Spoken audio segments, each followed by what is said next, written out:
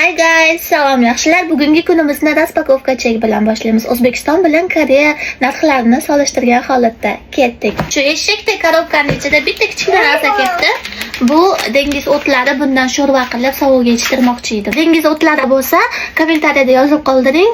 Dengiz o'tlaridan sho'rva tayyorlashni video qilib chiqaraman. Bu 500 gram ismaloq menga o'zbek so'mida shunchaga tushdi.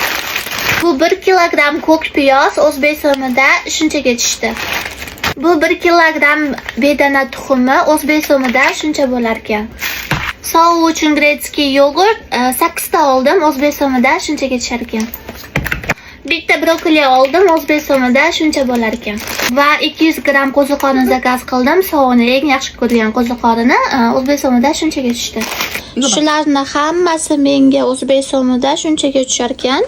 Agar karis qaynonamni O'zbekistonga olib borib, narsalarning narxini ko'rsatadigan bo'lsam, точно hushidan ketsalar kerak.